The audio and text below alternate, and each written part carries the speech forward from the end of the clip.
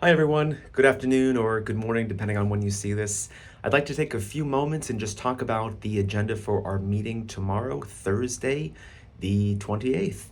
A couple of things really quick. First of all, we're going to be doing a quick temperature check. I want to see how everyone's doing, see if there's any immediate concerns that you all have. I want to talk about a few of the wins that we have. Thank goodness, if you are a full time provider with no AT, you no longer have to do extended hours during the weekday. The weekend extended hours are actually being reduced for November and December, just one Saturday for both November and December. Also, and I know how much everyone just loved KP Express. So KP Express has been paused.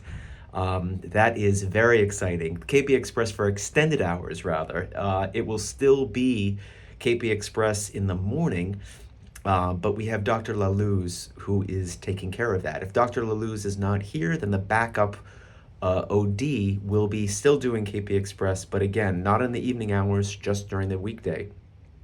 We're going to talk a little bit about quality. I want to spend a little bit time talking about the different metrics that we're looking at and what your healthcare team leads are doing in terms of making sure that we have the appropriate outreach. I want to spend a little bit of time talking to our messages to our staff. There have been a couple of examples that staff have been showing me. For example, sending difficult medical jargon. And unfortunately, what ends up happening is when staff call patients and say, hey, there's atherosclerosis of the aorta, patients are like, I don't know what that means. And our staff can't explain everything. That's beyond their scope of practice. So that leads to an additional TAV, which affects access, yada, yada.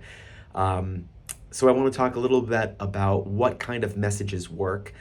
Long messages also don't really work because then it's a phone call that takes 10 minutes to read everything. What I think is going to work the best are messages that are sent to our staff to call patients and write it all out as if you're actually talking to the patient. So, for example, instead of saying, please convey to the patient they have knee osteoarthritis, blah, blah, blah, for it to be, hi, Mrs. Smith, I had a chance to review your x-ray. As it turns out, you have arthritis or mild wear and tear. I suggest exercises, which I can send to you, etc. But put it in the exact language that you want the patient to know. That way, if our nursing staff cannot get in touch with patients, it can be the exact message can be cut, paste, and put into a email and a letter if need be. That said, if patients are active on kp.org, please email them yourself if it's not a crucial message, such as start antibiotics. By the way, if there's a message that you want nurses to know and convey, such as start antibiotics, put that as high priority. That's super crucial. It can take a couple of days to get messages out, so please make sure anything crucial is marked high priority. Similarly, I want to spend a little bit of time talking about appointment requests. When you send a message to Jose or Haman saying that you want a patient to get an appointment, you got to put the reason for the appointment, if it's okay to make an appointment with a different physician and not just you. If you're booked, but it looks like Dr. Nzunza, for example, can see a patient tomorrow, can they see Dr. Nzunza? And what type of appointment? Should it be phone, video, or does it not matter? I'll show you a dot phrase that really helps called dot staff appointment.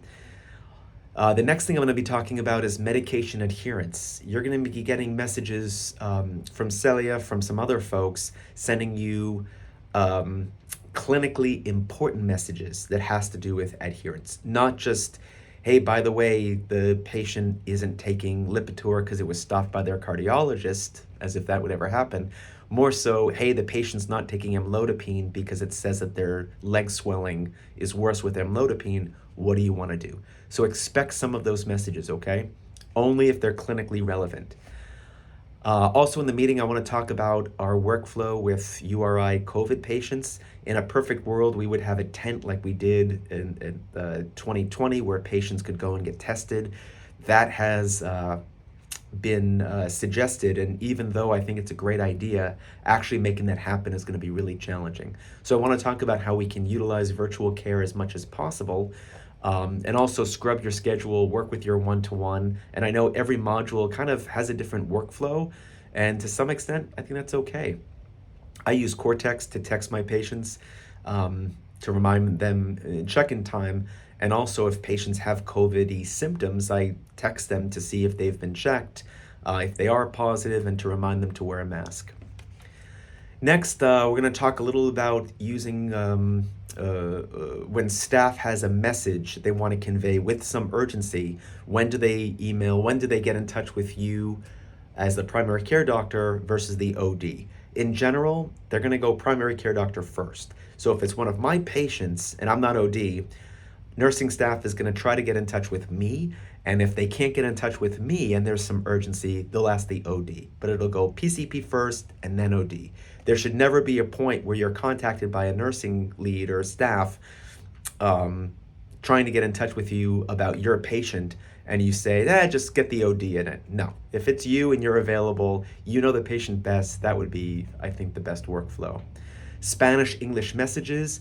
All messages that we send out to staff, to patients, if they're in Spanish, have to have an English translation.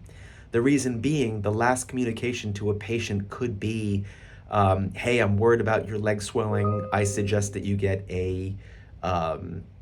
that you start Lasix, yada, yada. If it's in Spanish and I'm not a Spanish speaker, I don't know what you had recommended. So again, all messages need to be in with an English translation if they are Spanish speaker. A majority of the meeting is going to be talking about the work stoppage, which we've been talking contingency planning / work stoppage. That's going to be a big topic. And my hope is that we can also hear from Dr. Sandoval. If it doesn't work out where we don't have time for Dr. Sandoval, we will reschedule her presentation for another time. Anyway, I'm really looking forward to seeing everyone Thursday. We're going to try to start as close to 12:30 as possible. I'll be in Building 4. There will be a Teams option. If you can come to Building 4, Classroom 4, I think that's the best experience, but I completely understand if you can't make it and need to sign on virtually. Can't wait to see everyone. Take care. Talk to you all soon. Bye-bye.